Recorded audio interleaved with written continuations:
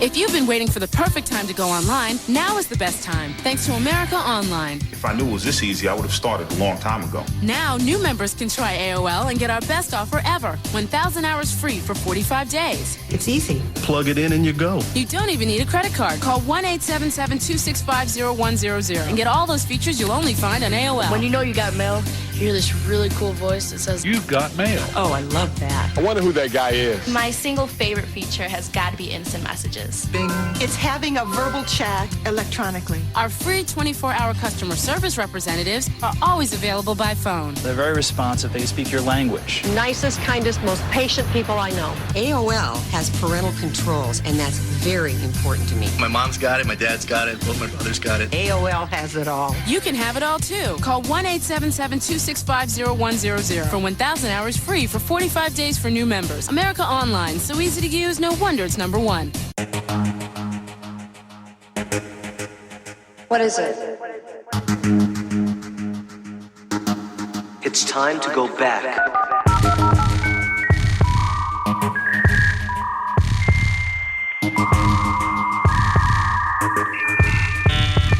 Welcome.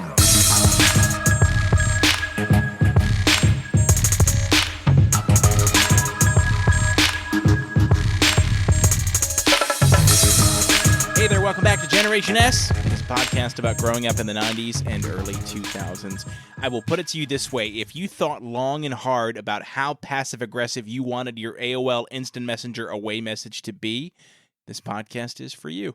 I'm Dan Kemp, and joined today by my lovely wife, Beth. Welcome back, Beth. Hey, guys. I feel like it's been a while. I guess we're September, July, I guess was the last one. We talked about Barbie, I think, right? Been a hot minute. Yeah. It has, yeah. So for those keeping track, so by the way, if you are listening to this and, well, that's stupid. Obviously you're listening. You're listening to this. If you're keeping score and you're a fan of the Beth episodes, this is Beth-isode 9. So this is your 9th appearance on the show. And you have like a following. Like we've talked about this. Like you have people that like listen to your episodes specifically. So I'm flattered. They have 9 episodes to go through now. If so that's exciting, right? Your legion of your Beth. Do you have a name for your fan club? I do not. I'm sorry. No, not at this time. We're workshopping it. Yeah, we're workshopping it. Absolutely. Listen, if you've got ideas for what Beth's fan club should be, let us know. And if you're part of it, let us know. Reach out on Facebook. Absolutely. So, well, this week, this is a fun one. So we actually, we have gotten a lot of requests, you and me both actually, about this specific topic. And I feel like I've put it off long enough. We're in episode 54 or something. I mean, we're in the 50s now. So, I mean, we've been doing this for over a year, and it's time we talked about this specific topic that is so, I think, crucial to how we developed as adolescents, as teenagers, into adulthood, and quite frankly, how we interact with people today. I think it's all because of what we're going to be covering today. We're talking, I didn't think of a clever name for this. Basically, we're just talking about the evolution of communications from the 90s until like the early 2000s. We're not going to go into now. I mean, we'll talk about now too. But so it was, as simple as like, how did you talk to your friends back in the day? How did that change throughout the years? What is that like now? What's different now versus back then? That type of stuff. So I guess we got to go back to, so from our perspective, because we're the same age, what are your earliest memories of like calling a friend when you got home from school? Like, how old were you when you were allowed to like use the phone to like do your own thing? I think it was just whenever I expressed interest in my mom and actually remembered to get a phone number, because that's, when I remembered to ask a kid to write a number down for me on a ripped off piece of paper. Yeah. That's pretty much when I expressed. I was lucky because at first a lot of my social interactions were just the neighborhood. There was a large group of kids that were in my same age group. So we would just kind of show up on each other's doorsteps. Right. And that was like, can she play or can he play or whatever.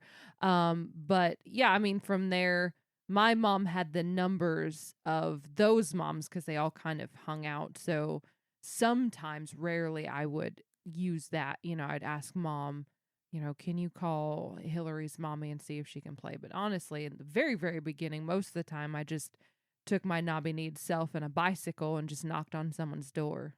Yeah.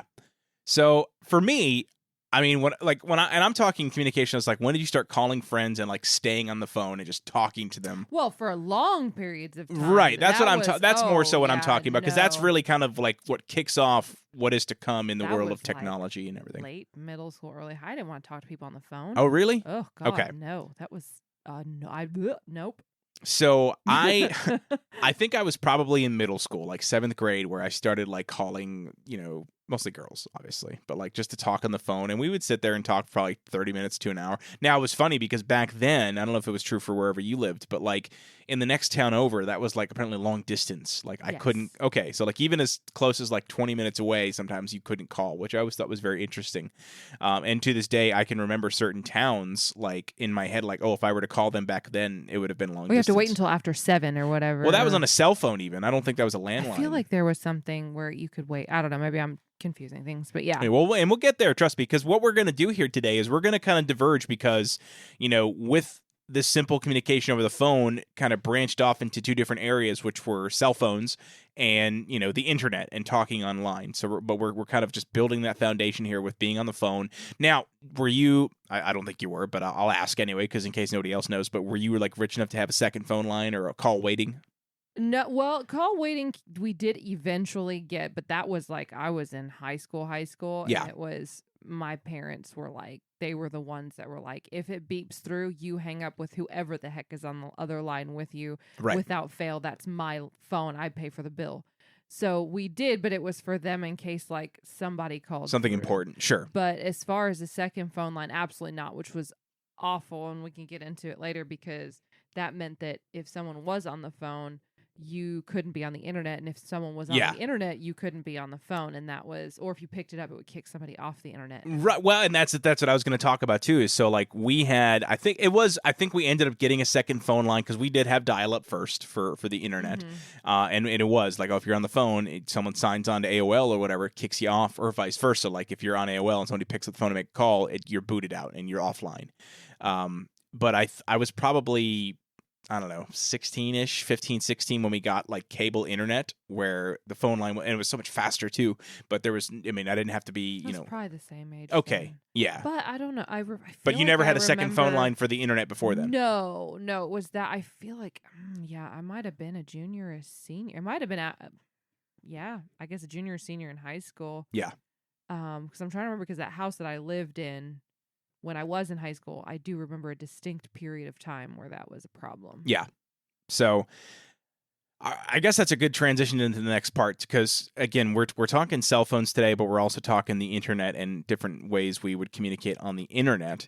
But I feel like for my journey, at least from that, was I went from, having a landline phone to... So, well, before we go in there, so did you have a phone in your room? That's a good question. Yes. Eventually, I think by the time I was in high school, I did.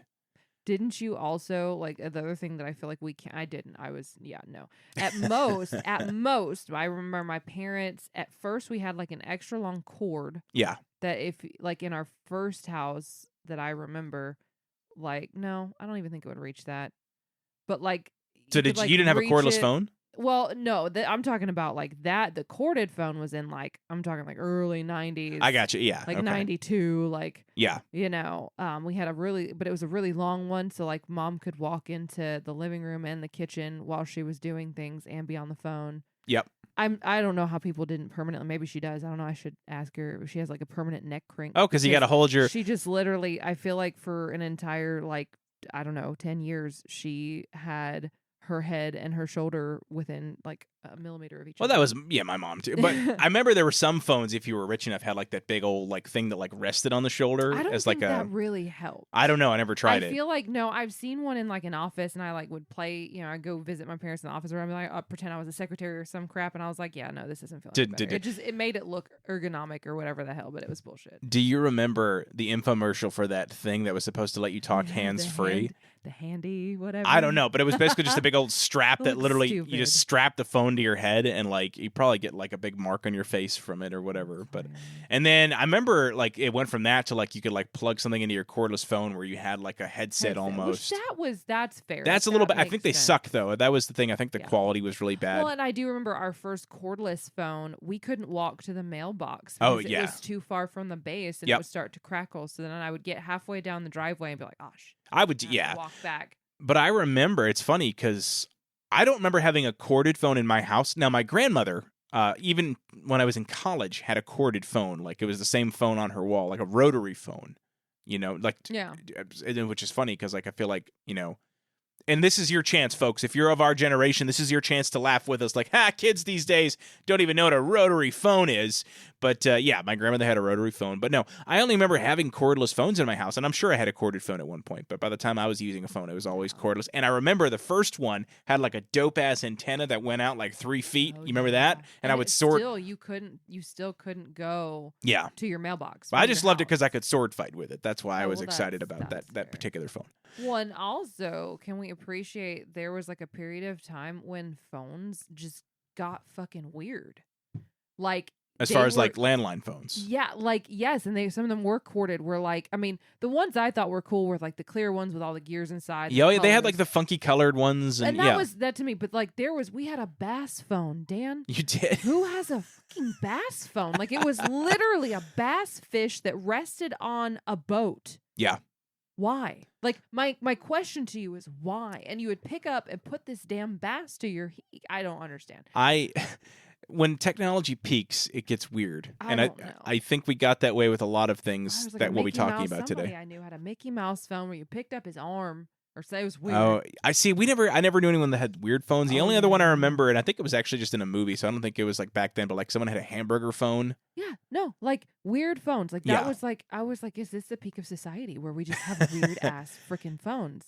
The only one I would have wanted would, again, like you said, like the clear one with like the neon colored like plastic parts inside. That was hashtag goals for me. Yeah. Never received one. However, no, I really wanted that. Cordless phones were always just kind of there. I mean, and the thing is once cordless phones came about, like, so the biggest reason why I wanted one in my room is I didn't want people listening in on my conversations. Well, which they could easily do just picking up the other phone. Spoiler alert, you just pick up the freaking other phone and you can listen. So, but at least you could hear them do that. Well, you could hear the receiver clicking because my sister wasn't very slick, and like you would hear it clicking, and you're like, "Hang up the damn phone, Megan." You know, like... Well, my parents would do that. Yeah, I'd hear I'd be on talking to somebody, and my dad would be like, "Hey, get off the phone, bud. Get off the phone." But when we had a corded phone, you could at least, or cordless phone, I'm sorry, you could at least like have like feign the idea of like privacy. You have privacy because you could take it in your room or whatever, in your bedroom, and then like close the door. Because I had, like I said, I had a phone in my room starting in either middle school. I think it was middle school, and it was a corded phone though. But it was really cool because it had a speakerphone feature where I could just put it on speaker and then walk around my room and be like, "Hey, can you hear me now? Can you hear me now? Can't hear me now?" You know, and you know, most of the time they could. That we would have been friends back then. No, I'm just kidding. Beth. I know for a fact we would not have been friends back then, so it's okay. Just kidding. Anyway, but yeah, no. So that was, you know, the illusion of privacy. But like you said, your mom, your dad, your brother, your sister could pick it up and be like, nah, nah, nah, nah, nah, you know, and whatever. Well, let's talk about this then too. So we talk about the phone, but let's say you don't get the person on the call, right? Let's say you call and it goes to the answering machine. Did you have an answering machine? Yeah, we did. Oh, yeah. Yeah, so did we. Were you one to leave messages on people's phones? Like if you didn't get the person on the phone, would you leave a message for them and use up their tape? I don't think I really did, or I would leave something really stupid like, "Who's Beth? Call me back," and then click. Yeah. Or I'd panic and just click because, like I said, I'm not really a phone. Like I'm just that. I'm not really even back then. You weren't a big phone person. I just talking on the phone unless it was like a best friend or somebody like that I was very, very comfortable with. But if I was just calling, I was like, I would hang up the phone. No, I mean, before the internet, like talking on the phone, I was all about it. And then once we got I wasn't the internet message, it was, game over from there. So let's talk about that because I want to talk about the early era of the internet. And for me, oh man, we're not going to talk about prank calls. Do you want to talk about prank? Did you do that? I didn't do them, so I have nothing to add. Okay, so it sounds like you were a juvenile. And then I freaking freaked out when somebody said, "Now you had to be rich to have the ability to like have caller ID and stuff, and there was a time period where like it wasn't even available, but you didn't know who had it or who didn't, and they could call you back and yell at you and you tell your parents. So it was always like it was like very titillating because you're like, ooh. Well, you have don't forget, remember that feature *69, right? Yeah, but I feel like that wasn't until we were like what 11 or 12, 10 or 11, I don't know. Were you calling people and pranking them before then? Like what? I had sleepovers, maybe. Yeah. I never did. I honestly can say I never prank called anybody. Well, I thought that was I'm just a in TV and bad movies. person. You No, were. We did. We would call. We would ask people.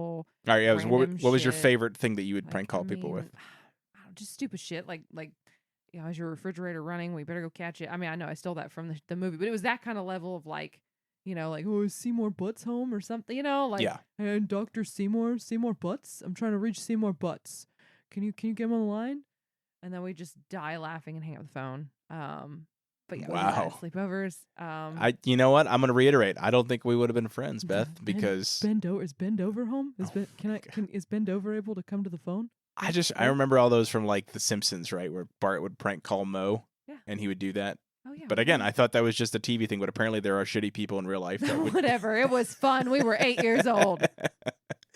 I don't think the people that received the calls thought it was fun, Beth. Probably not, but you know what?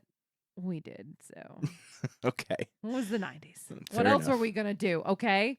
Did you ever like do the prank call where you would order pizzas for someone and have them pay for it, or because I feel like that's cruel. Okay. Well, I'm not a monster. I didn't do that either. No, I'm not okay. a Well, I don't know monster, I don't know what your limit is. I'm learning all these things about you now that we're No. 10 years into our marriage, and I'm like, shit. Did I like? I was a bad kid. Yeah.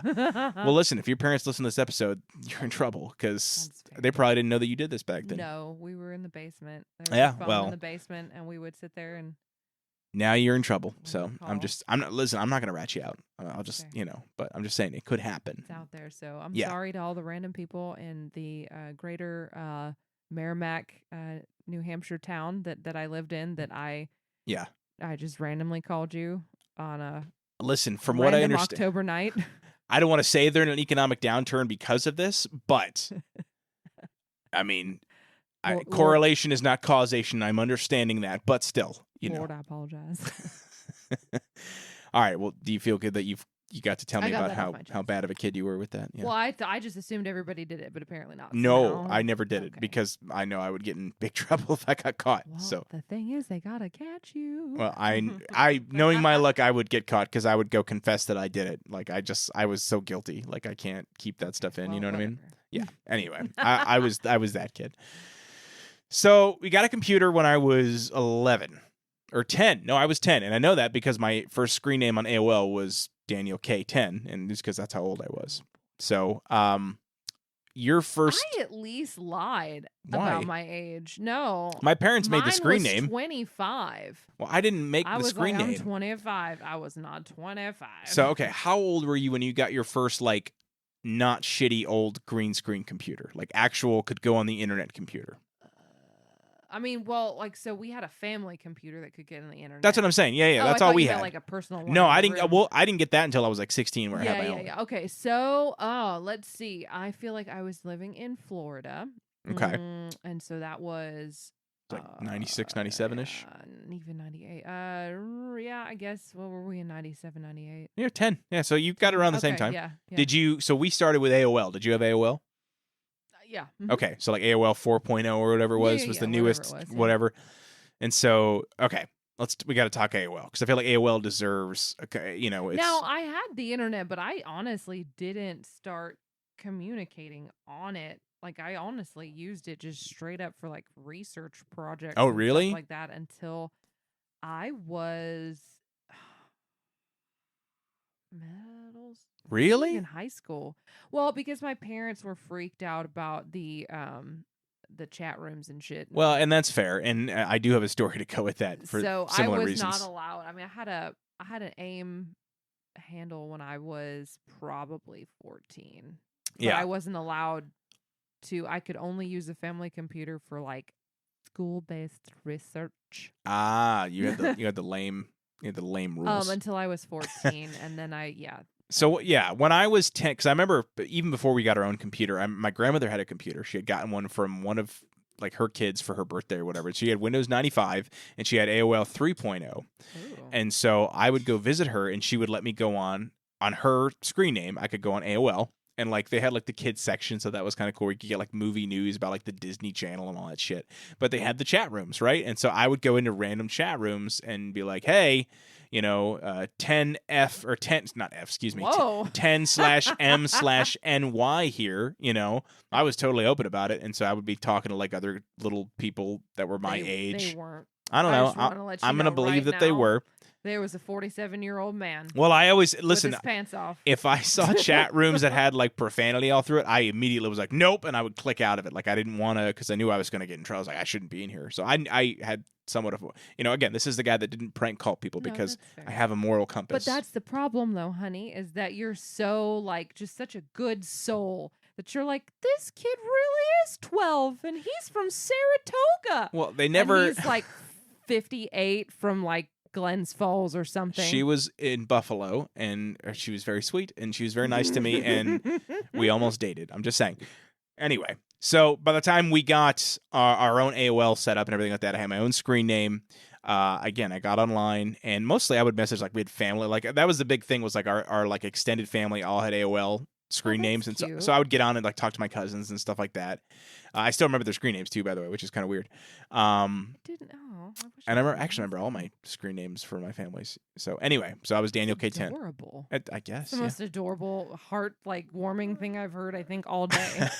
But we had, so our family computer was in the living room, right? And so I remember getting in a chat room, and I started getting messages, and I think my dad was like overlooking my shoulder to see what I was doing, and I was getting messages like, "Do you smoke weed? Are you gay?" Like all these which again, obviously nothing wrong with being gay. No, but wow. But like asking like, "Do you cyber?" Remember that was a big thing, right? People asking if you want to cyber. That was what you did back then. I know. I didn't do any of these things. I didn't. They're like asking, was like, "Wait, what do you mean? Do I smoke weed, Dad? What is that?" And so like I shit you not. And I could just be remembering this a different way, but I'm pretty sure this is how it went down. My dad said, "Get up." So I got up. He sat down and typed something along the lines of, and I may be paraphrasing, "Don't ever talk to me or my son ever again," and signed me off. And like he was like, "That's it. No more chat rooms." Like it was a thing. And so from then on, I mean, I could still get on AOL, but I was not allowed to go in chat rooms. I could only talk to people I knew personally. And I could go on like because at that point I was old enough to be into pro wrestling, so I'd go on like pro wrestling websites and stuff like that. And then I would get like video game cheats. That was the other thing too. But that was it. I wasn't allowed to go in chat rooms anymore. So that was the end of that. That's fair. But that takes us into essentially the early 2000s, because at that point, I was in 7th grade. It sounds like you were maybe a little older than me when you got it, but AOL pivoted away from being this thing that you paid for every month to, and people realizing what a crock of shit that was, because you didn't have to pay to use the internet, which blew my mind as soon as I realized that. You could all of a sudden get AOL Instant Messenger, which was a separate application, and all it was the instant message feature, which is quite frankly all anyone our age wanted to use it for anyway. Fair. So AOL Instant Messenger, or AIM as it was called, later, was something that I didn't have at first, but my friend Zach did. And I would go over to his house, and he would get on AIM and show, and I saw it. I was like, "What is this?" He goes, "Oh, it's AOL Instant Messenger. It's like AOL, but all you do is message people, and you can find people." I was like, "That's amazing!" And so I'm seeing him chat. I remember his screen name. It was Netman1mil. I don't know what that meant. But I said, "Well, this is great. I want one now." So I went home and I downloaded AOL Instant Messenger on our computer. And my first screen name was Sexy Fart 3. And I came up with that all on my own. I'm not even... that does not shock me. Yeah. So, and at that point I had friends that I would message on AOL Instant Messenger. And, every time I got home from school, I would jump on AIM and I would just see who's on, and I would talk about whatever. And, if I had a girlfriend at the time, I was talking to her. That was the easy way to do it. Instead of being on the phone, I would be on, of course, funnily enough, at that point, I think we still had dial-up. So I was still taking up the phone for that. Ironically. Right? So what about you? Like you first got AIM in like high school? It was maybe 8th grade or 9th grade. It was one of those 2 years. But I was Mustang Chick with a K, CHIK, because apparently CK was taken. Oh, well. And it was Mustang Chick 25. Okay. And that was your first And only AOL. AIM So wait, handle. did you have an AOL screen name before then for regular AOL? We just logged in under whatever my parents had. So you didn't have your own for that one? Okay, no, gotcha. No, we weren't like I said, my mom didn't let it get to that I gotcha. point that your dad had to step in. My mom was like, hell no. You ain't getting with no 58-year-old man. That's fair. All right, so Mustang Chick 25. Yes, Mustang Chick 25. Okay. And my colors were always it was a hot pink background with black lettering, and it was Comic Sans. It was Comic Sans? Or sometimes I would do like one of the cursive ones if I was feeling extra. So I'm glad you brought that up because I was going to ask you because everyone had their like signature color, combination. Sometimes I inverted and I did black with pink letters. With pink letters. Yeah. And I would bold them in that. So mine was always orange background with purple letters. Don't know why. Ooh. I think, and I'll tell. Actually, I do have a theory as to why. Disgusting color combination. That's fair, but I'll tell you why. It was because my girlfriend at the time loved the color orange, and I loved the color purple. So she had purple background with orange letters, and I had orange background with purple letters. Yep. Sorry, what? Pretty much. So before then, I honestly don't remember if I had a color thing, but that was what got me on the color. Then I just kept it because, whatever, it was fine. To the point where there was a girl in school that I was friends with that like was knitting hats for people. Like she was into like crocheting hats that she crocheted me a orange and purple like hat, like a beanie. Bro, because weird flex. It is. I'm not saying it's not, but and Comic Sans too. Because do you know why I love Comic Sans? I'm gonna be honest with you. Do you know why I love Comic Sans? Loopy. No, not loopy, but like no. cartoony. Do you not know why people love Comic Sans? I don't know. It's because you could very easily make a penis with it. Jesus. You do the number 8 == capital D, and you got yourself a penis. Well, I'm not disgusting. Yeah. Okay. You never did that? No. Okay. We were solving the world's problems. I had better things to do than draw penises with letters. And then, do you remember how to do like the boobies? I didn't do boobs either, Dan. Jeez. Okay, I'm not gonna teach you that one. I wasn't a 15-year-old boy ever in my life. I can guarantee you that at no point in my growing up period of time was I ever a 15-year-old boy. All right, that's fair. Do you remember the keyboard shortcuts for they weren't emojis back then, they were emoticons, which were the precursor, but they still look like emojis because they turned into little yellow smiley faces and stuff. Well, I think that's but like back in the day, if you manually typed in, it was colon, minus sign, parentheses, it would look like that. It wouldn't look like an emoji or whatever. Yeah. But this was the first time where you could actually just do a shortcut and make those. Yeah. Do you remember them? Do you remember like each one, like it was Control 1 was a smiley face, Control 2 was a frown face, Control 3 was a wink face, Control 4 was crying face, Control 6 was kissy face, and I use that one all the time with my girlfriend, so that's why I know that one. Ugh. I know, right? Ugh. So anyway, for anyone else listening and you remember your keyboard shortcuts, no, you're not weird. It's fine. It's just, we all just remember these things. That's fair. So, okay, AOL Instant Messenger was like the way to chat for many years. And it was a way to sometimes communicate without communicating. And by that, I'm talking about what I had mentioned at the start of the show, your away message. Because that said a lot about who you were and what was going on in your life at that time. That's fair, yeah. So there were some people, and I don't want to make assumptions here, that would simply post something like song lyrics, right? They would go away from their computer. Everybody who didn't post song lyrics. I did not post song lyrics. Ooh, I would usually post like a dirty joke or something, That's fair. Or That like tracks. I would draw the penis again. I would, I don't know. So, okay. Did you have, so obviously you're one of the song lyrics people. Yes, because you had to out existentially crises your, I don't know how you. Crisis, yeah. I don't know. You had to outdo your other people on your list who were having some other, I was definitely Jeff with one F, nobody understood me, my hair. Oh my gosh. The emo, whatever. So, okay, so were you like doing like lyrics to Fall Out Boy songs and Green Day? Just because nobody understood. And that was so LOL random? Yeah. Yeah, what I was raw, I do remember I would use it like if I was fighting with my girlfriend, I would post like I don't know why you're mad at, or like, I don't know why you're mad at me. I love you. You know what I mean? One of those types of deals, which continued well on into my MySpace and Facebook time days, but it started with AOL Instant Messenger, the passive-aggressive away message, because there was different types of away messages, right? There was me who would draw penises.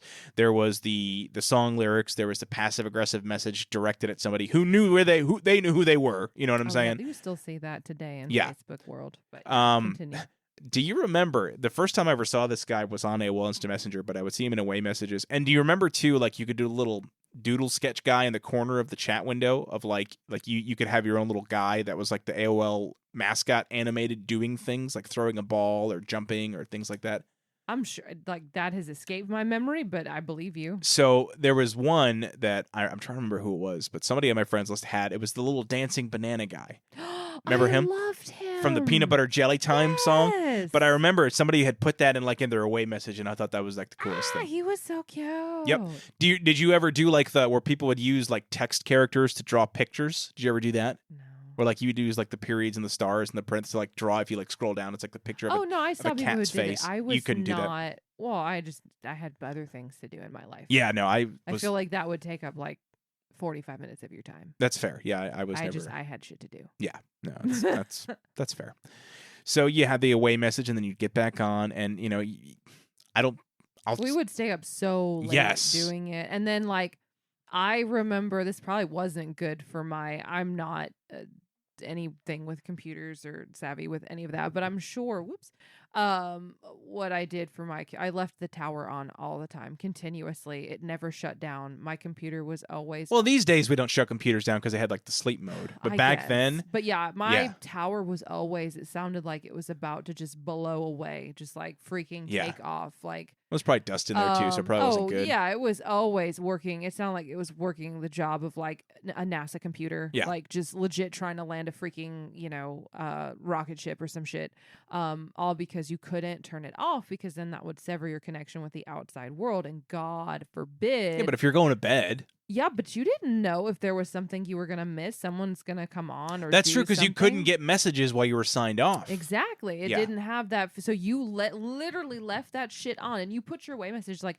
"Have to get my beauty sleep," but then like your friend could like still message you and be like, "Oh yeah, like tomorrow we decided to wear pink shirts and skirts or whatever." So when you woke up, you would check it. I mean, again, and I do the same thing now just with Facebook, but like that was the first thing you would do. Like, you wake up and you wiggle the mouse. Yeah. And you're like, oh, okay, shit. So that's what we're doing today, whatever. But yeah, so I'm sure I went through like, I don't know, more computers than I needed to. My parents got mad at me, but whatever. So there was a couple other features that I remember AIM having that I thought was like, again, like just amazingly mind blowing. One was like you could send pictures. Did you ever send pictures? No. Did you have like a webcam? I didn't know. You didn't have a webcam? My mom was like, yeah, hell no, I don't trust you with a webcam. That's fair. So I didn't have a webcam at first. I got one eventually, but I didn't have one at first. I did have like the microphone, remember those long stick microphones that were just plastic sticks with like a little tip on the end that sounded terrible, but you could do like a voice chat in AIM. Yep, which was like super cool, because I had friends that were like overseas that I had made from chat rooms that I found out, like that I'd met and they were like in England. I'm like, oh, I could talk to my friend in England without having to use the phone. This is your 58-year-old friend. I'm just kidding. Maybe, I don't know. You sounded my age. I don't know. Just kidding. So I just from Liverpool. And I don't. So I know that there were other messaging tools out there. I'm sorry, I'm not gonna have much to say about like IQN or MSN Messenger. Never used Yahoo those, Messenger. I feel like that one was literally. I mean, yes, other people used, but I just feel like that was. Well, because it was like you had two crowds growing up. You had the AOL.com/AIM crowd, which was us, and then you had like the Hotmail crowd that also had MSN Messenger, because they were connected. That's how you tied it together. You had to have an AOL email address. And so that's what it was, or a Hotmail email address. I did have Hotmail as well at some point, because but you didn't use MSN Messenger. I might. I just remember more so AIM, honestly. Yeah. Because I didn't get an actual. No, I guess I don't know. Anyway, Messenger or AIM was the one that I have the most memory of. If I use anything else, I don't really. All right. So before we move on to the next phase of communication, I want you to tell me like your biggest moment of shame on AIM. Like something like you're like, I did this, I'm not proud of it. It is what it is. I can't really think of anything pinpoint. Like, just probably No. some stupid away message that was dumb and shit. Okay. You know, but like beyond that, I mean, I don't really. So for me, I mean, I would be on the phone with my girlfriend at the same time while typing like love messages to her on AOL Instant Messenger, and then I would hear my message come through on her end. Well, okay, so then I guess if that's what you're considering, That's my moment if of that's shame. what you're considering shame, I would instant message my sister, who literally was in the room next door, less than 2 feet away from my body. I mean, we text And each I other would be now in like, the same room, so I don't know let if that's... the dog in, Yeah. or get me some snacks, or I don't know. So okay, well, so you mentioned at one point you did get your own computer then. With Yeah, Amy. no, I did. Especially, so when I got my own computer, I had to by necessity because I went away to college when I was 16. So Yeah. I had to have a computer to do my schoolwork and everything. So my parents bought that, and so when I came home from school, it would come with me, for like summer and stuff like that when I had to leave the dorm. And then my sister, I think just being lucky for whatever, because I already had one. I think she just conned my parents into having one. So she had one much younger than I did. Yeah. As far as that, I mean, she was doing instant messenger.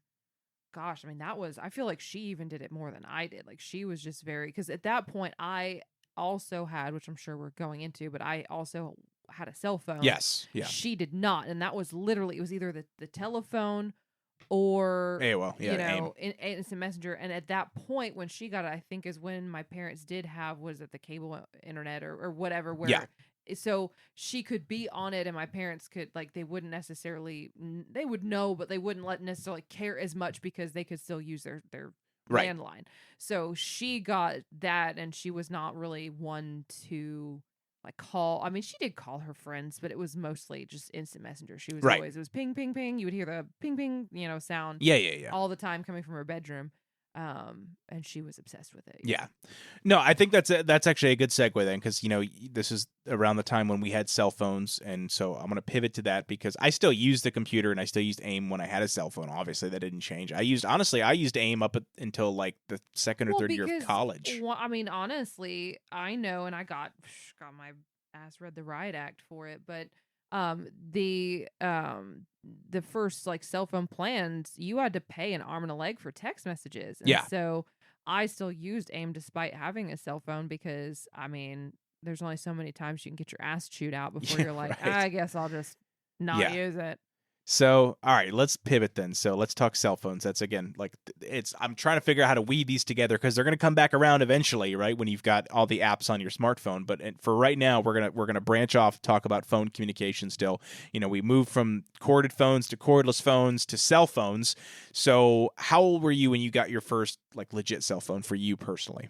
I was in 8th grade, and it was a, quote, track phone. Oh, with minutes that you buy? Yes, my mother bought minutes, and it was honestly the reason why she purchased it for me and loaded it with minutes was just due to the fact that, like, I had theater or chorus, and, like, we had after-school activity, and at the time I wasn't driving myself, and sometimes it would get canceled or stay after, like, later. Like, we would have extra rehearsal for whatever. Yeah. And so I would just call her and be like, hey, you need to pick me up now, or you need to pick me up in an hour or whatever, so that she knew, instead of going up to the office or trying to bum a call. And at that point, the other thing is the reason why she got it for me at that point was that, I mean, finding a payphone at that time was like near impossible. Oh, we actually had one in our school. Like, until I graduated. I mean, it was near impossible. So she finally broke down because she was like, well, I'll just give you money for a payphone. And then I was like, Mom, where the fuck am I going to find a payphone? Like, legit. Like, I could go into the front office, but sometimes we stayed so late with like practice of some sort that like the front office was locked and closed and the lights were off and there wasn't a lady in there to let me in, Right.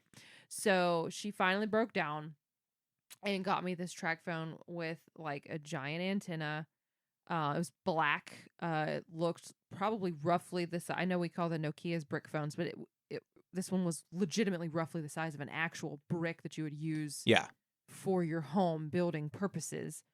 And it literally could call, and that was it. I don't even think I had Snake on it. I didn't have jack crap on Well, it. it probably didn't have much of a screen either. Yeah, it was just no, like it you could see really- the number it you were was dialing. Literally, that was it. I saved a couple of phone numbers, like my mom's and my dad's. Which, and by the way, how revolutionary was that you could put things on grandma's, speed dial, right? I mean, that was a huge thing because back, I had so many numbers memorized back then to the point where I remember them now. My first ever telephone number. Oh, I do too. I absolutely do. And let's go back to that for a second. So I want to ask you this. Like now, where we live, I don't know if it's just because of where we live, but like we dial area codes. When we give a phone number, we give so many rats we in give, a hole. we give the area code. But back then, did you dial area codes? Because I didn't. Unless I called the town over. Yeah, no. Our area code covered a lot of towns. So like, and I think even now, like when people, well, not that they give out landlines anyway. So I think they're giving area codes now for cell phones. But like, I never had. Yeah, so I knew what our area code was just because. Well, I remember honestly when we moved to, I think it was Metro Atlanta. I'm real fuzzy on the years. I guess we moved to Metro Atlanta in 99 or 2000. And that was and we had a landline. Yeah. And Mom told me, she said, "This is our new home number." And I was like, why? And we had a landline and had the extra so many extra numbers. Yeah. It had the three, it had the area code. And then my friends, when they would give me their numbers, they did too. And so that was the first time. And it had nothing to do with cell phones. These were landline Right, numbers. right.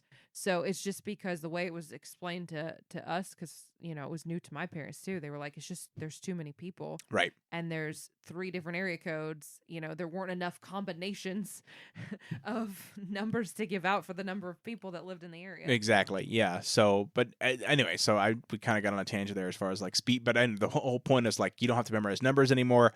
And now, like, I mean, I know a few phone numbers memorized, but for the most part, yeah, like I'd be screwed. Yeah. I'd be totally screwed. I could call you. I could call my sister. I could call my mom. Yeah.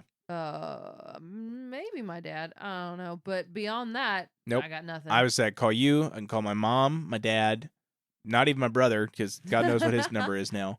And that's about it. So, yep. So y'all better answer if I go to jail. And well, yeah, I'd say if you don't recognize the number, there's a reason. Please answer the phone. You're right. Well, and that was the thing too, because back in the day when the phone rang, you just answered because you didn't know it was unless you had caller roulette, ID. Dude, yeah, that was roulette. I mean, you didn't really care because I also didn't get a lot of telemarketer calls back then. Oh, I feel like it's bad. Me, now, it's bad now. No, it's bad now. It wasn't as bad, but no. Still. Now, sorry, I keep going back to this old phone stuff, but like, did you? At one point, like our cable service offered a caller ID feature built into where, like, if somebody called our house, it would show up on our TV screen who was calling.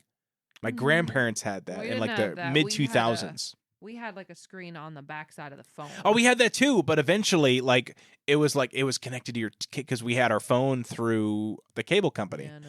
Oh man, that was cool. I thought that was like that was the future. Anyway, turns out it wasn't the future because who the fuck cares about caller ID in your TV? Right. But. So your first cell phone was a brick. What was your first cell phone that was like you actually used to call your friends for fun? It was a Nokia, the little brick, the actual little I don't know what the was it a flip phone or was like no, it was still a little. No, it was the I think of it as like a purple one, but I know they're not all purple. No, because and you can get cases for them and stuff like that. But no, it was the actual. I mean, it was probably maybe not 5 inches long. I don't know. It really wasn't like it was tiny. Yeah. It had Snake. Okay. Song on it, like it was exciting. You had to do the texting where you hit the buttons in rapid succession. Yeah, whatever. I didn't have a QWERTY keyboard or anything like that. Yeah. So that was my phone. I had, and I remember, I don't know why, but I had an American flag case on it. I think I remember why. It used to be my dad's phone. Oh, there you go. That makes sense. Yeah. Okay. And it was gifted to me because, again, going off to college, I don't think my parents would have given it to me as early, but I left home at 16 and moved out into the dorms. And so that necessitated me to switch from the minutes one where they bought me specific minutes, to that was like your main form of communication. Like I was a part of their plan. Like they put me on their actual plan. Because my parents had a plan where there was 2 lines for them since, golly, we were living in Florida. We had just moved to Florida, 95, 96. They had cell phones. They finally added me when I was 16 and I got my dad's old phone. Yeah. The Nokia brick. That one met a horrible demise, unfortunately. Oh, I think I know the story, but please feel free to share it with the listeners. Yeah, I can. Yeah, no, I got into an argument with my then boyfriend. I honestly can't even recall or tell you what the hell we argued about, but I was just so pissed. and he just didn't understand. And in the dorm, we had cinder block walls. And apparently, I am really good at checking things when I'm mad. So I can vouch for that. I threw the stupid cell phone against the wall, and it did die. It died. It shattered. It broke apart in a million pieces, and I was like, my mom is going to fucking kill me. So what did you? Okay, how did you get out of that situation? What'd you do? I borrowed my roommate's. I mean, I didn't. There was no way I could get out. I borrowed my roommate's phone. I got screamed at for probably an hour on my roommate's phone. Like you told her, like I threw it at the wall. I was mad. Because what was I gonna do? Just tell her like somebody stepped on it. I don't know. Like you could have said so many. This is the girl who prank called people for fun to get her jollies off. I just it is called somebody and asked them if Bendover. What if Bendover lived at that house? And I had a conversation with him. You would have been incredibly lucky. Exactly. So I was just shooting my shot. Anyway. So I told her that time, so that was bad. So I got a new one that weekend. I had to come home. I had to go all the way home because, that was my punishment, was to come home. That's fair. And go find another Nokia brick phone. And I learned my lesson. If I wanted to throw something against the wall, I did not use my cell phone. No, that's good. Yeah. Okay. So I learned my lesson. My roommate's face, though, oh, bless her. She was so funny. She was like, holy shit. I think I scared her because she was just sitting there minding her own beeswax, I think she was writing a paper or something. She's just sitting there, whatever. She heard me getting mad, but, I mean, it's me. I mean, how many times do you hear me get mad in a day? That's fair. Yeah. I'm spicy. But then, she looked at me and she was like, girl, ooh. I was like, I just did that. So anyway, that was fun. So my first phone, cell phone, I got when I graduated from high school, actually. And it was a Samsung flip phone. Look at you. I know. Fancy. This was 05. So by then flip phones were pretty cool. And it was one of those where my parents had a Verizon plan. And so they just bought. Oh, you guys was bougie too. Yeah, we had Verizon. Oh, you guys was bougie. No, wait. I forgot. We did not start with Verizon. I take it back. We had Sprint at first. Okay. So, and I remember that. Less. Yeah. No, we had Sprint because it was cheaper. But I had T-Mobile? a great flip phone. It had the color screen, right? And it was really cool. It was not a QWERTY keyboard because those were not around yet. No. I remember I was like, I'm going to pick my own ringtones and everything like that. I loved it. And then long story short, I had it for just a few months and I lost it. Don't know where it went. It fell out of my pocket. No idea. So. In your giant Jinko jeans pockets? That's hard to believe. I didn't wear Jinko jeans. I'm just kidding. I had khakis with cargo pockets. So it probably fell out of my cargo pocket. Your cargos, eh? Right. But, so at that point, I did need a phone because I was going to work and stuff like that. So my parents needed me to have a phone in case something happened. Ooh, yeah. You know what I mean? So they gave me it was a Sprint. I don't know what Sprint might have been the manufacturer. I don't know, but it was like a little flip phone with a little antenna that popped up and it was a little green screen and it worked. And I kept that phone until my second year of college. That was my phone. I was good with it. You know what I mean? We weren't texting at that. I still wasn't allowed to text, so I didn't have to work. It was like $8 hella expensive. Yeah, whatever. And my mom was like, "Texting is stupid. You don't need a text." My mom said the same thing. Yeah. She's like, just call the person. And just wait till it's after 9 o'clock so that you can call them for free. Because after 9, you didn't use your minutes. That's fair. And so anyway, that's when I did. My phone, the next phone, I said, "Mom, I want a new phone." She goes, "All right, well then you can buy your own phone." I said, "Okay, fine." That's so fair. I went to the kiosk in the mall, and I wanted a Razor, but I got a Razor. Well, and we'll talk about that because it was a very popular phone. I did not have a Razor because they didn't have either I couldn't afford it or they didn't have it on whatever plan we had. It wasn't Sprint or something like that. It might have been a different. Oh yeah, because they didn't have them all unlocked. Because that was the thing back in the day. You were tied to certain cell phone she providers. had a specific SIM card that went in the little hole thing. Yeah. So for example, we'll talk about the iPhone shortly, but you can only get the iPhone back then if you had AT&T. Yes. That was it. That. Which is crazy. So I bought a Sprint. It was a Katana. Do you remember that phone? Maybe. I don't know. So it had I wanted a phone that had a front camera and a back camera because that's what I wanted. That's what you had to get to be cool back then. And so I bought a Sprint Katana. It was a rectangular fold-out phone, and it went when you folded it out, it was super flat, right? I mean, by today's standards, it's probably pretty chunky. But back in the day, she was thick. It was nice, right? And it felt so cool to hold, and I paid my own money for it. and it could do videos, it could do pictures. And I remember like my girlfriend at the time, like I would like have her video be my background. So when I open up my phone, the video would play, right? It was pretty cool back then. It was pretty dope. So I remember that. Plus you could get like the cool ringtones and stuff like that. I still wasn't texting, like I said, but I did have some games on there. I can't remember what they were, but I had some games that came on the phone. And I was so pissed because I had it for maybe a year. And my parents said, "We're switching plans. You're going to Verizon. You're getting a new phone." And I was like, "What the? Are you fucking serious?" Like, because you couldn't take the phone over to the new provider. And so all of a sudden, this phone that I paid my own money for, that was in great shape, was useless. So like, I think Did you sell it? No, because I didn't have. There was no like other than Craigslist. How am I going to sell it back then? AF. Yeah, so I just literally just sat in a drawer, and I'm sure it got thrown away eventually. So yeah, that was my close to a razor experience I got. But what about you? What about a razor? So by the time I got to Georgia, I got a hot pink razor, and I was just, oh my god. Were you texting at that point or no? Yeah, I think at that point we had migrated over to some kind of unlimited plan or whatever, and so yeah, I would text or whatever. But this actually, my razor met a very sad demise. What did you throw this one too? No, I didn't. No, I'm really bad. Well, because how many phones have I gone through in our... More than me, yeah. Yeah, no, I'm just really bad with phones. Anyway, so the razor, the really nice thing about a razor that I feel like kids don't get that satisfaction where like back in the day, you were mad, you slammed that phone down, you hung it up, you were just like, whatever, or you threw it against the freaking wall. Apparently, my sassitude transcends and just is. So I had a sassy moment again with some kind of conversation, and I was like, ooh, and I just slapped that phone, like I flipped it, and with one hand, I just flipped it shut. Like I was like, ooh, I'm done with this conversation. Just flipped it shut. Yeah. And that's all I did. Legit, did not drop it on the ground. Did not, like, I might have flipped it shut a little harder than like I normally do, but I just like slapped that shut.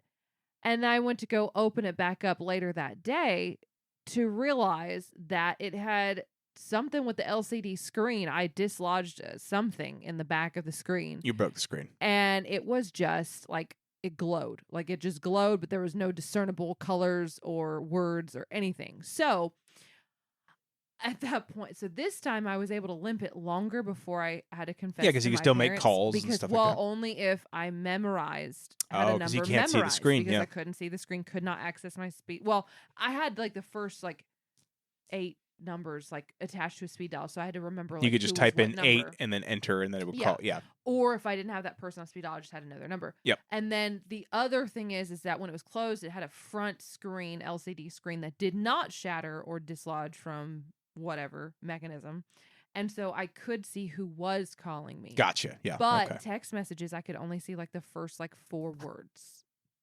That's it would, like, yeah. scroll across. Oh, yeah. So that was a problem. So texting was done, basically. So that was a problem. And so, yeah. And then I finally confessed my sins and got a Samsung. Okay. I got a Samsung Galaxy, I want to say. Oh, you got a smartphone and you didn't get it? No, I think I had a couple more in there. Okay. So no. I don't know what it was. I remember now. It was red.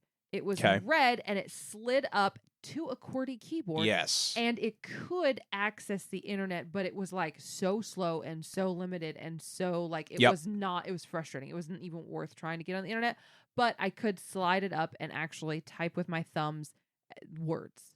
So I went from the Katana back to a Verizon flip phone, and then when I moved to Georgia, I bought an LG something or other it wasn't a slide up, but it was a flip up hinged. Those were cool. It was like the LG chocolate or something like that. I don't know. It was something, but it had the QWERTY keyboard, and at that point, I think I had unlimited text message, and I might have even gotten my own plan at that point, but I can't remember. But it had a camera and all that stuff, and that was the last phone I had before I got a smartphone. Was my little QWERTY keyboard, was probably right? Yeah, and then I got after that. I think when you met me, I still had the Samsung.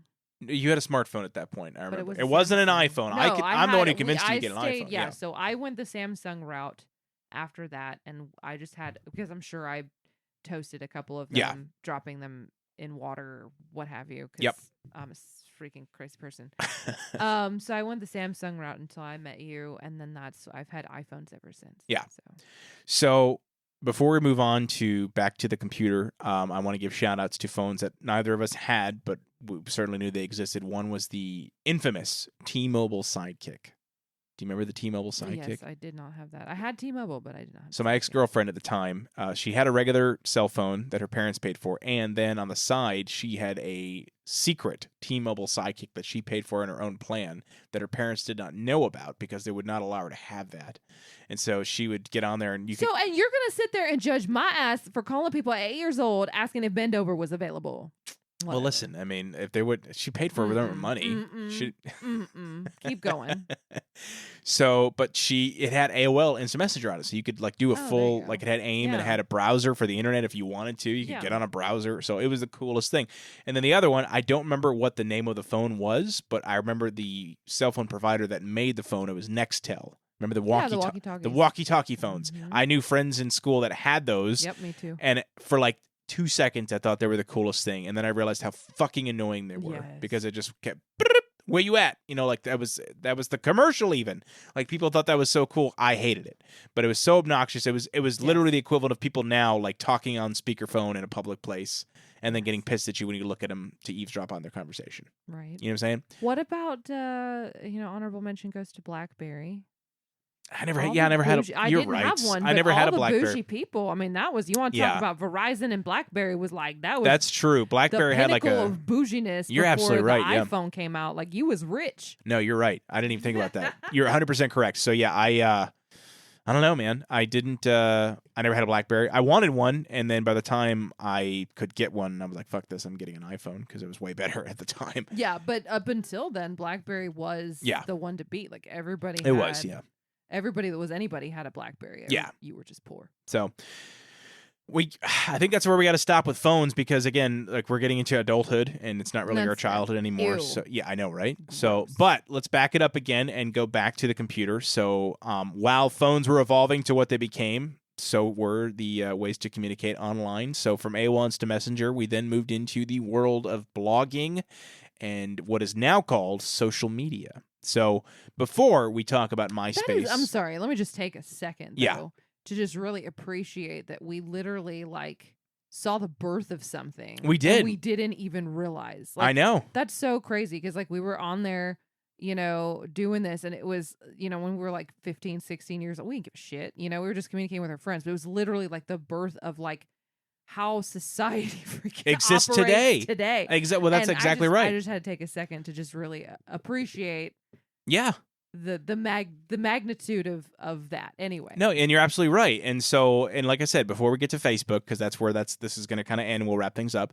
You had MySpace, but before that, you had two other pages that were very popular. Not for me, because I didn't really do anything with it, but I know you did. Oh yeah. So we're going to talk about those. The first was Zanga. Did you have a Zanga page?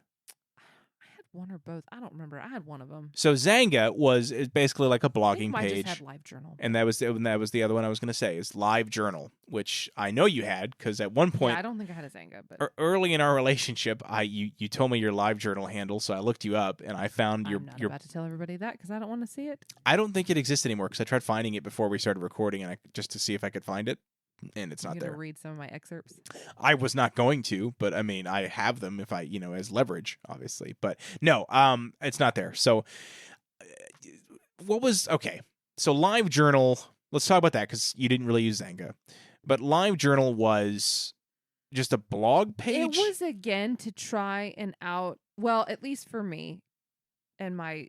But what could you do with it group, though? You had to.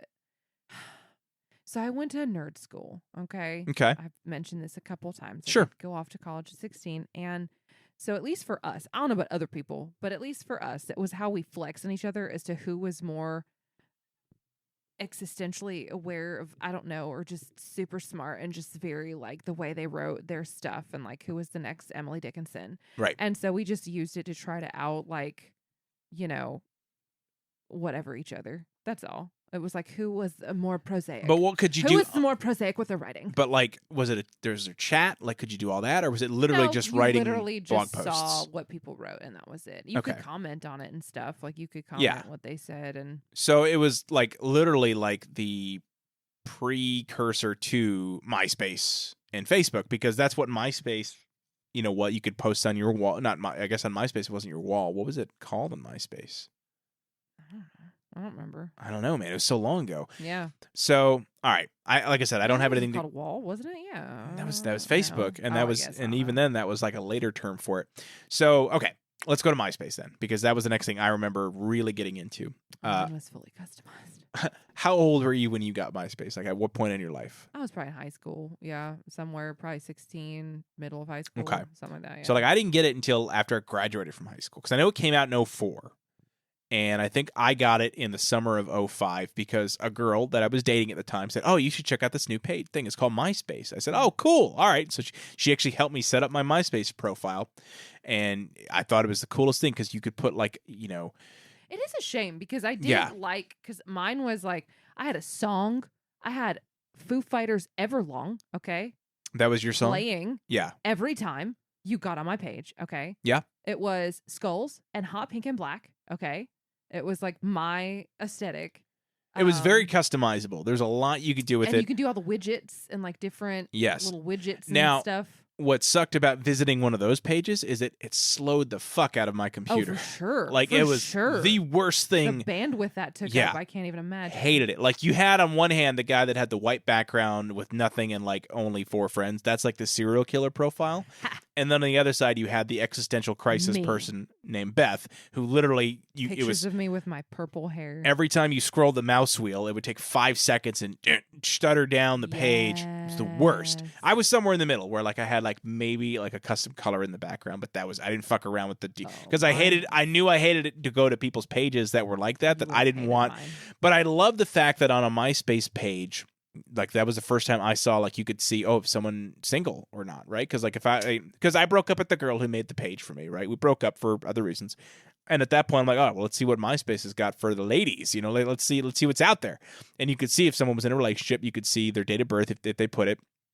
I think you could even do like if they smoked or drank. I think that was like.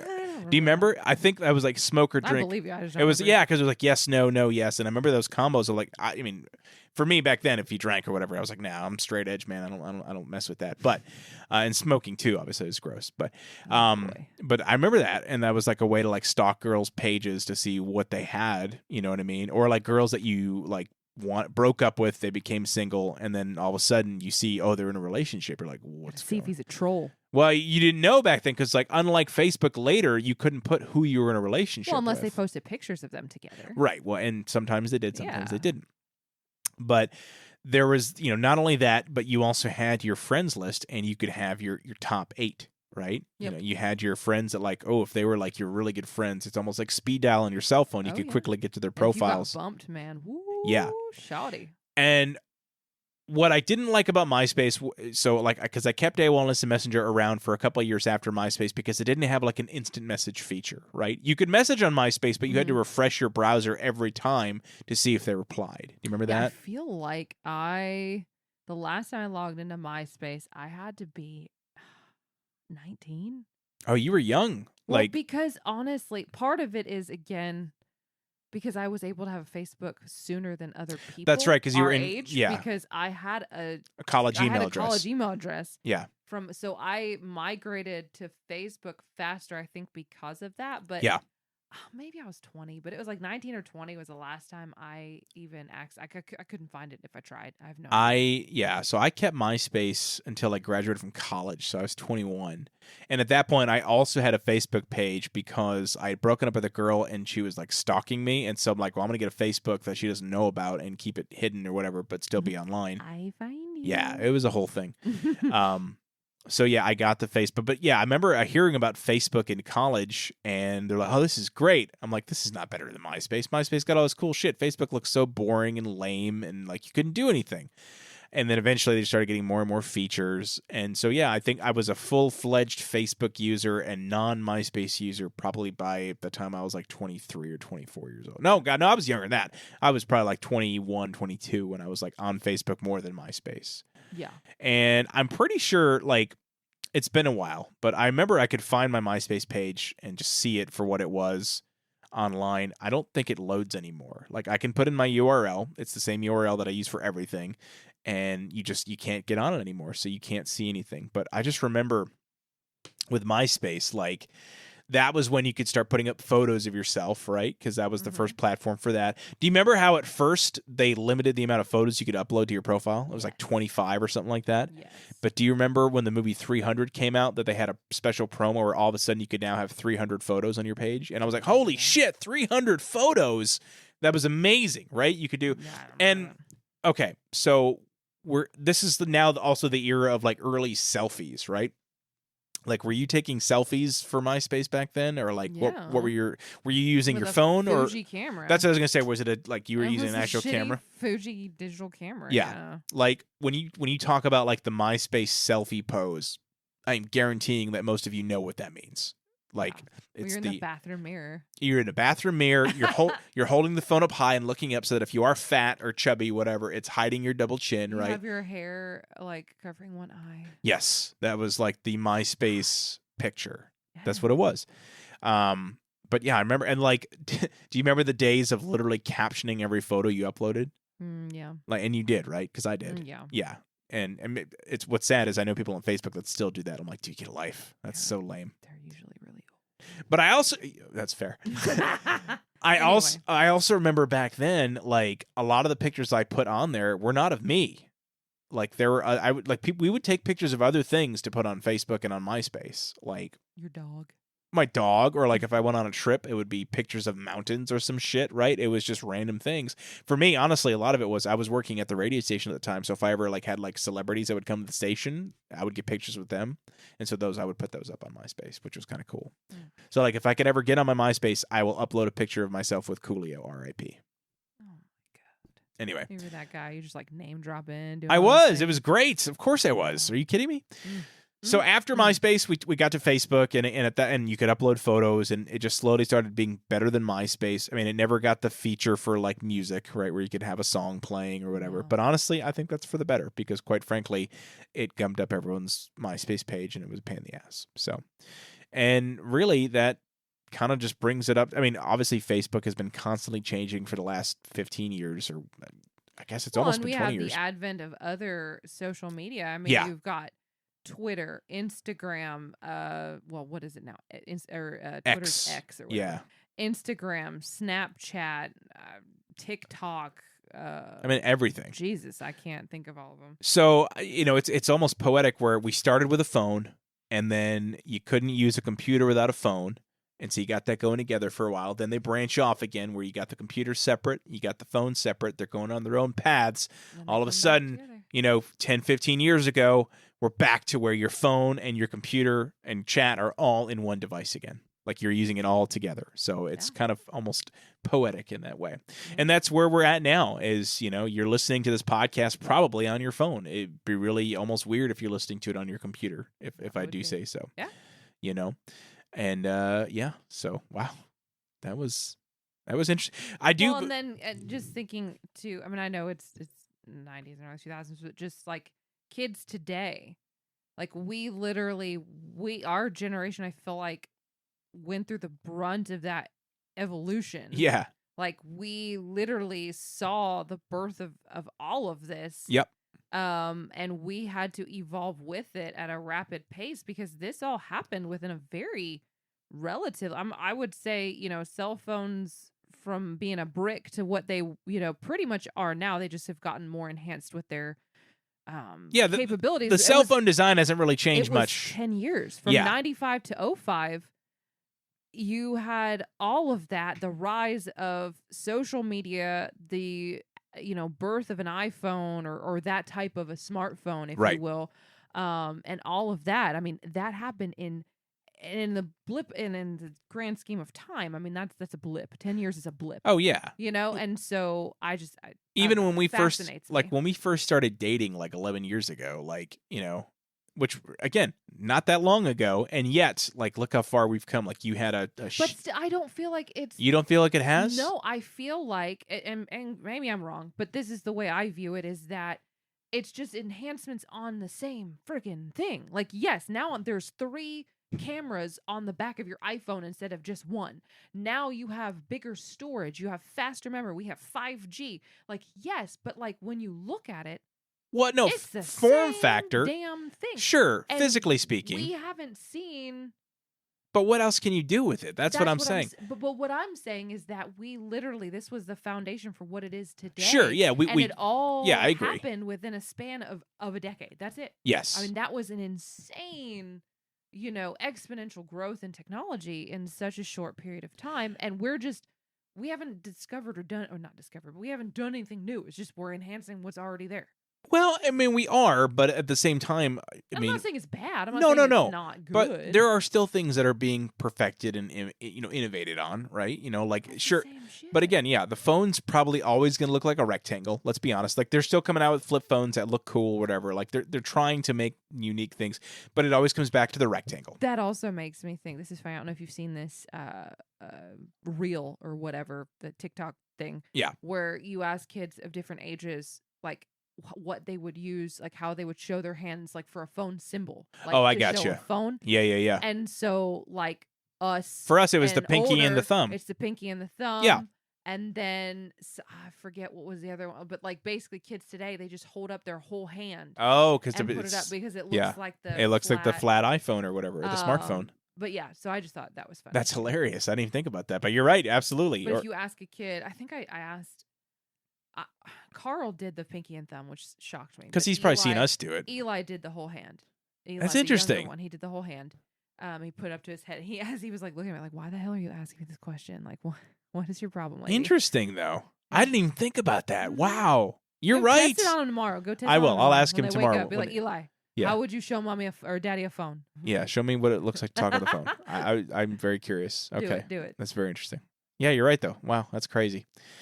That's all I had to say about it. Yeah. It's interesting. And then just the implications of that, like socially, we as a generation had to grow and adapt with it, and it changed.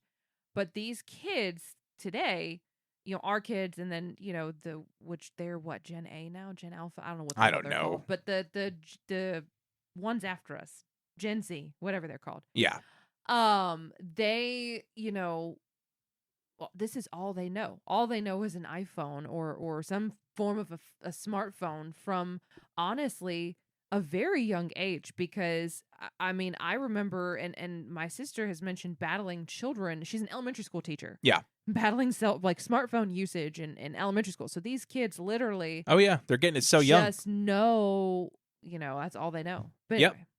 So before we wrap up, I had made a post on Facebook a couple weeks back, about like memories of this time period as it pertained to cell phones and communication. So I want to kind of read through these, give some shout outs here. So Melissa in Maryland. So she talks about, because I had asked the question, what was your first cell phone or your chat messenger of choice? And so she says, AIM. It brings back memories of sitting at the computer and having conversations with 10 people at the same time. I distinctly remember not knowing any of the acronyms that were being used and felt completely lost. I used to think that BRB meant bathroom break and then wondered what people were doing for so long in the bathroom or why they had to go to the bathroom so often. Ha! I still don't know many of the current acronyms that are being used, but I've learned to stay away from guessing.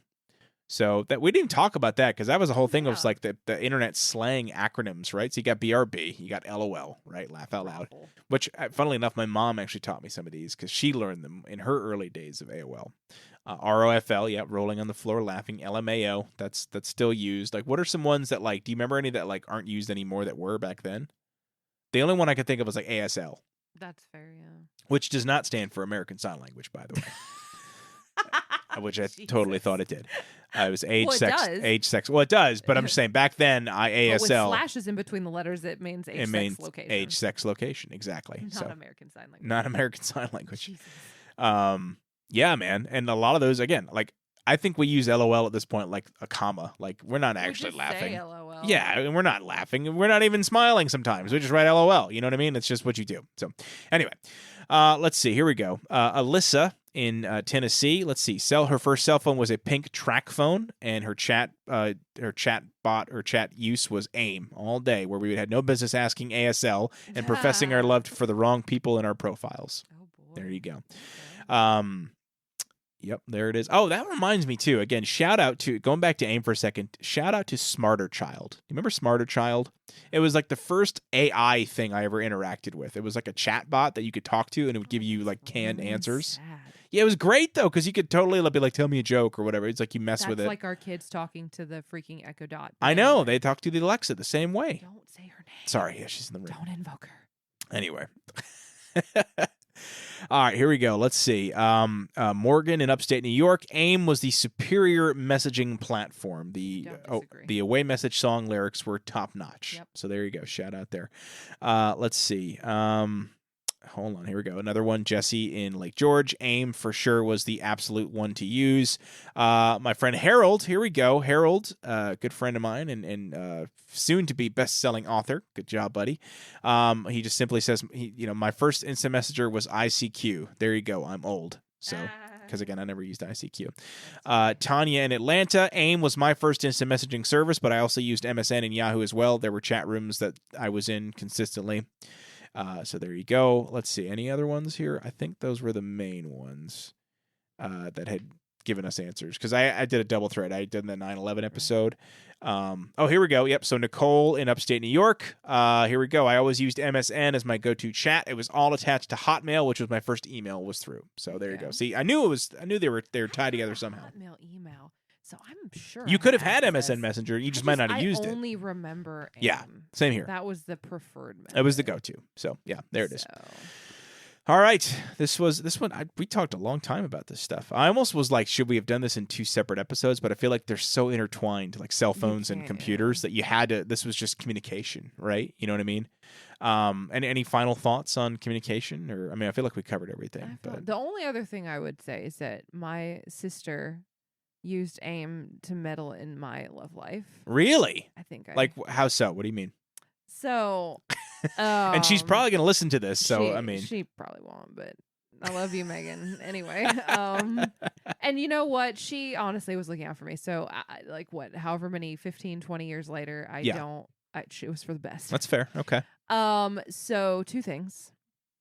There was a boy that she liked for me, like she thought that we should be, and he was a great dude. It was just not gonna go down that path. But there was he really was legitimately a very nice guy.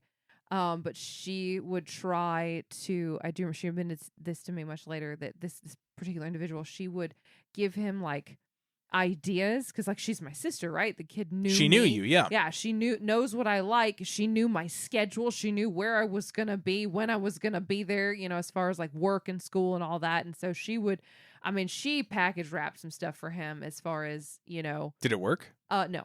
Like I said, there was none of that. Like she wanted it to work because she really liked him. Like he was very kind to her. He was a very nice, like I said, he was a really nice guy. It was just I just did not like him like that. Yeah.